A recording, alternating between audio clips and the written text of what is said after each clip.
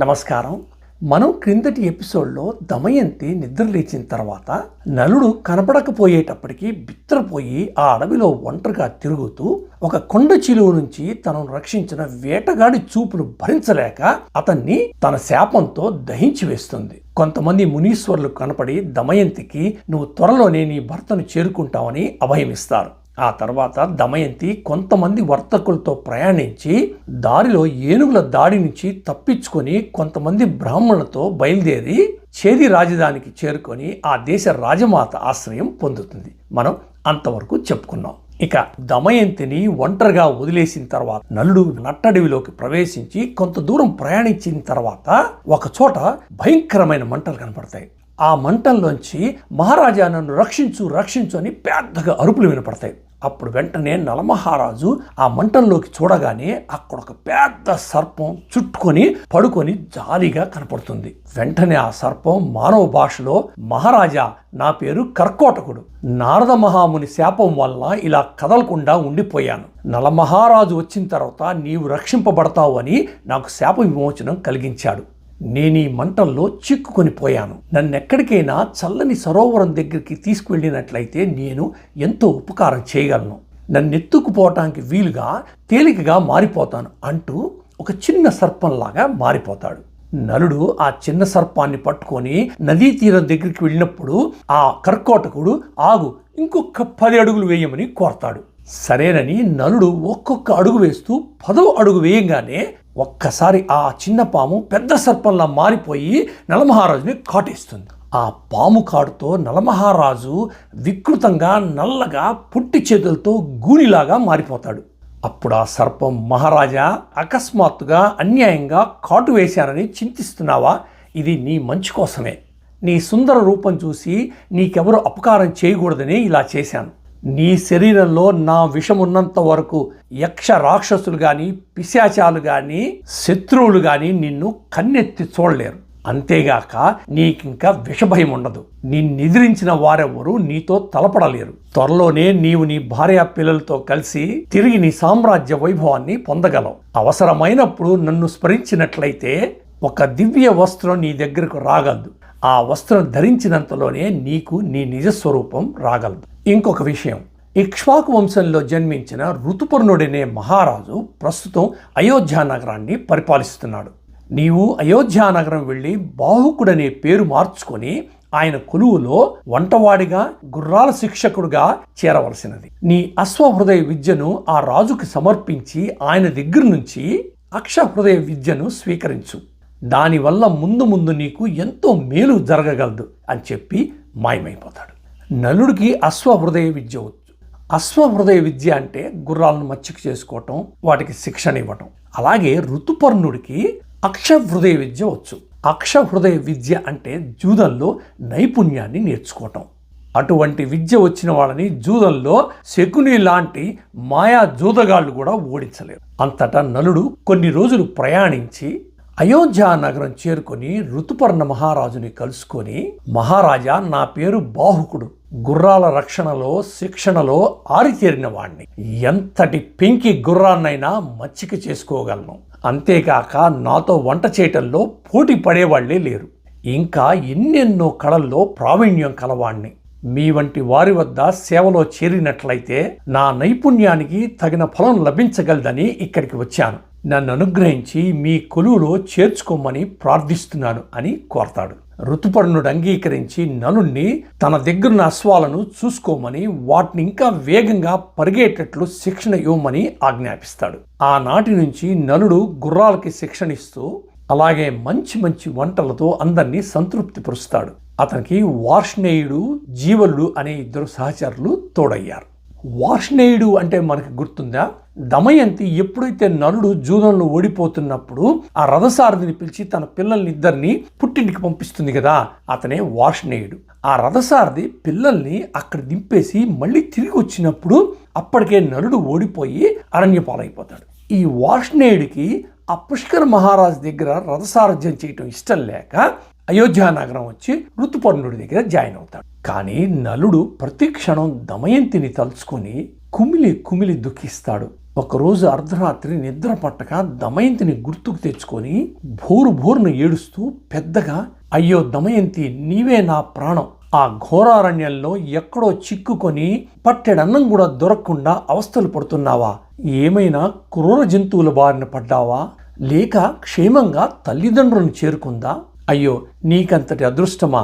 అరణ్యపాలై నా అన్నవారు లేక పడరాని కష్టాలు పడి అలమటిస్తున్నావా అని ఆక్రోశిస్తాడు. కొద్ది దూరంలో పడుకొని ఇదంతా వింటున్న అతని సహచరుడు జీవలుడు తనలో చిట్టి చేతులతో వికృత రూపంలో ఉన్న పనికి మాలిన వాళ్ళ ఉన్న ఈ బాహుకుడు విచిత్రంగా ఎవరో సుందర్ని తదేకంగా కలవరిస్తున్నాడు, తానేదో పెద్ద అందగాడినని. మరి ఈ సుందరాకారుణ్ణి ప్రేమించిన ఆమె ఇంకెంతో అందగత్తే కదా అని పరిహాసంగా అనుకుంటూ మెల్లగా బాహుకుడి దగ్గరికి చేరి, బాహుక, ఎవరయ్యా ఆమె? నీవు పదే విలపిస్తున్నావు. అసలు మీ మధ్య ఎడబాటు ఎలా కలిగింది అని ప్రశ్నిస్తాడు. నలుడు పకపక నవ్వి జీవలుడితో, పిచ్చోడా, ఎవరైనా ఆడవారు నన్ను చూసి పగలబడి నవ్వరా? వారితో విరహమా? ఇంతకన్నా వింత కలదా? మన సైన్యంలో మంద్రప్రజ్ఞుడనే ఒక వీరభటుడున్నాడు కదా, ఒకప్పుడు ఘోరారణ్యంలో తన భార్య నుంచి విడిపోయాడు. తర్వాత ఆమె కోసం అరణ్యమంతా వెతికి వేసారి విలపిస్తున్నాడు. నేను నాకేమీ తోచక అతన్ని అనుకరిస్తున్నాను, అంతకంటే ఏమీ లేదు అని దాటవేస్తాడు. ఇలా నలదమయంతులు అరణ్యంలో విడిపోయిన తర్వాత అక్కడ విదర్భరాజ నగరంలో దమయంతి తండ్రి భీమభూపతి వీరి జాడ కోసం కొన్ని రోజులు వేచి చూసి తర్వాత కొంతమంది బ్రాహ్మణులను పిలిచి వీళ్ళిద్దరినీ వెతికి పట్టరమ్మని ఆజ్ఞాపిస్తాడు. వాళ్ళెక్కడున్నారో తెలుసుకున్న వారికి వేల కొలది గోవులు, అనేక అగ్రహారాలు, అలాగే 1000 బంగారు నాణేలు బహుకరిస్తానని వాళ్ళని ప్రోత్సహిస్తాడు. ఇక ఆ బ్రాహ్మణులు ఊరు వెతుకుతూ అన్ని నగరాలు, పల్లెటూళ్ళు, విహార ప్రదేశాలు నలుమూలల వెతకటం ప్రారంభిస్తారు. వారిలో సుదేవుడనే బ్రాహ్మణోత్తముడు నలదమయంతులను వెతుక్కుంటూ ఛేది దేశ రాజు సుబాహుని రాజధానిలో ప్రవేశిస్తాడు. ఒకరోజు రాజభవనంలో పుణ్యహవచనం జరుగుతుందని తెలుసుకుని అక్కడికి వస్తాడు. ఆ కార్యక్రమంలో రాజమాత కుమార్తె సునంద రాజకుమారి ప్రక్కన దిగులుగా కూర్చున్న తేజోమూర్తిని చూస్తాడు. కారు మబ్బులలో నెలవంకవలే మెరుస్తున్న ఆ అతిలోక లావణ్యవతి కనుబొమ్మలలో మధ్య భాగంలో చిన్న పుట్టుమచ్చని గుర్తుపట్టి ఈమె దమయంతి అని నిశ్చయించుకుంటాడు. ఆహా, ఈ మహారాణికి ఎంత దుఃఖం కలిగింది! భర్త వియోగంతో దీనంగా ఆమె ముఖం దిగులుతో, ఆమె కళ్ళు కళాకాంతి లేక వెలవెలబోతున్నాయి. ఆమె శరీరం కృషించిపోతోంది. అయినా సహజ పాతివ్రత్య శోభతో శ్రీ మహాలక్ష్మిలాగా ప్రకాశిస్తోంది. అలంకారాలకే అలంకారమైన పతిభక్తి కన్నా గృహిణికి వేరే విభూషణం ఏముంది అని అనుకుంటూ ఆమె దగ్గరికి వెళ్ళి అత్యంత గౌరవంతో, మహారాణి, నీ తల్లిదండ్రులు, పిల్లలు, బంధువులు, సోదరులు అందరూ క్షేమంగా ఉన్నారు. నీ కోసం నిద్రాహారాలు మానేసి దిగులు పడుతున్నారు.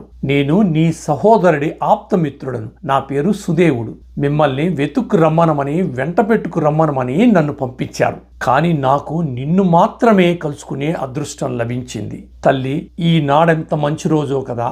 అలా సుదేవుడు పలకరించేటప్పటికీ దమయంతి ఎంతో ఉప్పొంగిపోయి తన వాళ్ళ గురించి పలు రకాలుగా వారి క్షేమం గురించి అడిగింది. ఒక్కొక్కరిని గుర్తు తెచ్చుకొని ఎంతో దుఃఖిస్తుంది. ఇదంతా చూస్తున్న సునంద రాజకుమారి గబగబా తన తల్లి దగ్గరికి వెళ్ళి ఇదంతా చెప్పిన తర్వాత ఆ రాజమాత వీరి దగ్గరికి వచ్చి, బ్రాహ్మణోత్తమ, ఈ స్త్రీమూర్తి తల్లిదండ్రులు ఎవరు? ఈమె భర్త పేరేంటి? బంధుమిత్రుల అందరికీ దూరంగా ఈ శీలవతి మా భవనంలో ప్రతిరోజు ఎన్నో పుణ్యవ్రతాలు ఆచరిస్తోంది. దీనికేమి కారణం అని అడిగినప్పుడు సుదేవుడు, అమ్మ, ఈ పుణ్యవతి విదర్భ దేశాధిపతి భీమభూపతి కుమార్తె దమయంతి. నిషధ దేశ రాజాధిపతి నలమహారాజు పట్టమహిషి.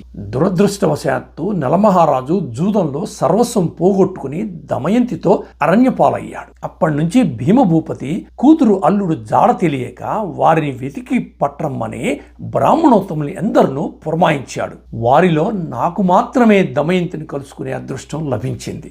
నేను దమయంతి చిన్నప్పటి నుంచి ఆ విదర్భ మహారాజు కొలువులోనే ఉన్నాను. ఆమె కనుబొమ్మల మధ్య భాగంలో పద్మంలాగా ఉన్న చిన్న పుట్టు పుట్టుమచ్చని గమనించి ఆమెను కనుక్కోగలిగాను. కానీ ఆమె ముఖం దుమ్ము కొట్టుకోవటం వల్ల సరిగ్గా కనిపించటం లేదు. ఈ పుట్టుమచ్చ మహా ఐశ్వర్యాన్ని సూచించే శుభలక్షణం అని ఆమె గురించి చెప్పినప్పుడు రాజమాత ఎంతో ఆశ్చర్యపోయి చల్లని నీటితో దమయంతి ముఖాన్ని కడిగి ఆమె పుట్టుమచ్చని చూసి నిర్ఘాంతపడిపోయి దమయంతిని ఆప్యాయంగా కౌగలించుకొని ఆమె ఎవరో గుర్తుపట్టి, తల్లి, నేను మీ అమ్మ అక్క చెల్లెళ్ళం. నేను వీరబాహు మహారాజు పట్టమహిషిని. నా చెల్లెలు విదర్భ దేశాధిపతి భీమభూపతికి భార్య అయ్యింది. నీవు నాకు కూతురు లాంటి దానివి. అయ్యయ్యో, ఇంతటి సుకుమారివి ఎన్ని కష్టాలు అనుభవించావమ్మా అని ఎంతో దుఃఖిస్తుంది. దమయంతి రాజమాతను భక్తితో నమస్కరించి సునంద రాజకుమారితో ఆదరంగా మాట్లాడుతుంది. అటు పిమ్మట కొన్ని రోజులు ఆ భవనంలోనే నివసించి రాజమాత దగ్గరికి వెళ్ళి, అమ్మా, నేను పుట్టింట్లో ఉన్నట్లే అనిపిస్తోంది. నేనెవరో తెలియకపోయినా నన్నెంతో వాత్సల్యంతో ఆదరించావు. లోపం లేకుండా చూసుకున్నావు. అయితే నా పిల్లల్ని చూసి చాలా రోజులైంది. తల్లిదండ్రులను చూడక ఆ పసివాళ్ళు ఎంత దిగులు పడుతున్నారో. మా తల్లిదండ్రులు, నా సోదరులు నా కోసమై ఎంతగా కృషించిపోతున్నారో. ఒకమారు వారినందరినీ చూడాలని ఆతృత పడుతున్నాను. నన్ను కరుణించి నేను పుట్టింటికి వెళ్లేందుకు అనుమతించవలసిందిగా ప్రార్థిస్తుంది. రాజమాత దానికి అంగీకరించి అన్ని సౌకర్యాలు అమర్చి ప్రయాణ సన్నాహాలు చేసి దమయంతిని విదర్భ రాజధాని కుండిన నగరానికి సాగనంపుతుంది. దమయంతి విదర్భ రాజధాని చేరుకోగానే తల్లిదండ్రులు, సోదరులు, రాజబంధువులు ఎంతో ఆత్మీయంగా ఆదరిస్తారు. పిల్లల్ని ఆప్యాయంగా దగ్గరకు తీసుకుంటుంది. కానీ అక్కడికి వెళ్ళిన దమయంతి దుమ్ము కొట్టిన శరీరంతో, మాసిన చీరతో, అలాగే భర్త వియోగంతో దుఃఖిస్తూ గడపసాగింది. ఒకరోజు దమయంతి తన తల్లి దగ్గరికి వెళ్ళి, అమ్మా, ఇన్నాళ్ళు గడిచిన నా భర్త ఎక్కడున్నాడో తెలియటం లేదు. నానాటికి నా జీవితం దుర్భరమైపోతోంది.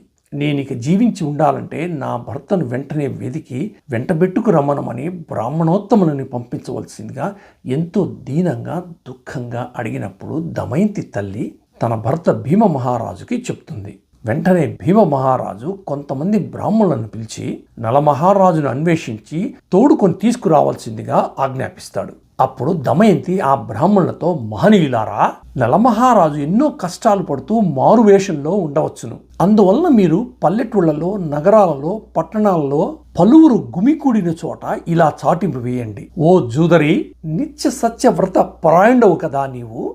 అటువంటి మహనీయుడవు అగ్నిసాక్షిగా పెళ్లాడిన నీ ఇల్లాలుని మోసగించావే. నీ భార్య నిద్రపోతున్న సమయంలో ఆమె చీరను సగం కత్తిరించుకొని పోయి ఆమె నా విధంగా నట్టడవిలో వదిలివేసి నీ దారిని నువ్వు వెళ్ళిపోయావే. నలమహారాజా, ఆ తీరులో ఆ చించిన చీరనే ధరించి నీ భార్య ఆనాటి నుండి నీ దర్శనం కోసం కంటికి మింటికి ఏకధారిగా విలపిస్తోంది. భర్త భార్యనెంతో ఆదరంతో, అనురాగంతో భరించవలనని, అందువలనే ఆమెకు భార్య అనే పేరు ఏర్పడిందని ధర్మశాస్త్రవేత్తలు ఆదేశిస్తున్నారు. అయితే నీ యందు ఆ ధర్మం నశించిపోయింది. నీవే తప్ప ఇంకెవరిని దైవంగా భావించని నీ భార్యను ఇప్పటికైనా కరుణించి ఆదరించవలసింది. విప్రవర్యులారా, ఈ విధంగా ఎలుగెత్తి చాటింపు వేసిన ఎడలా ఎవరైనా నిలువునా నిర్ఘాంతపడి ప్రతి సమాధానం చెప్పిన పురుషుడే నలమహారాజుని గుర్తించి నా దుర్భర పరిస్థితిని వివరించి ఆయన్నెంతో గౌరవించి ఇక్కడకు తీసుకురావాల్సింది. ఒకవేళ ఆయన మీ ప్రార్థన తిరస్కరించి మరలా రాకపోయిన ఎడలా మీరు వెంటనే తిరిగి వచ్చి నాకు ఆ విషయం తెలియపరచవలసింది అని చెప్పగానే ఇంకా బ్రాహ్మణులు బయలుదేరి నలమహారాజు కోసం అన్వేషణ ప్రారంభిస్తారు. ఇక మనం నెక్స్ట్ ఎపిసోడ్లో ఆ బ్రాహ్మణులలో ఒక బ్రాహ్మణుడు అయోధ్య నగరంలో బాహుకుణ్ణి చూసి గుర్తుపట్టి తిరిగి వచ్చి దమయంతికి తెలియపరుస్తాడు. అప్పుడు దమయంతి తండ్రితో మరొకసారి స్వయంవరాన్ని ఏర్పాటు చేయమని కోరినప్పుడు భీమ మహారాజు దమయంతి స్వయంవరం జరుగుతుందని ఆ సుదేవుడనే బ్రాహ్మణుని అయోధ్య నగరానికి పంపిస్తాడు. అయోధ్య నగరాధిపతి ఋతుపర్ణుడు ఆ స్వయంవరం విషయం తెలుసుకొని బాహుకుడి వేషంలో ఉన్న నలుణ్ణి తీసుకొని విదర్భ రాజధానికి ప్రయాణమవుతాడు. ఇవన్నీ ఇంకా మనం నెక్స్ట్ ఎపిసోడ్లో చెప్పుకుందాం. అంతవరకు సెలవు.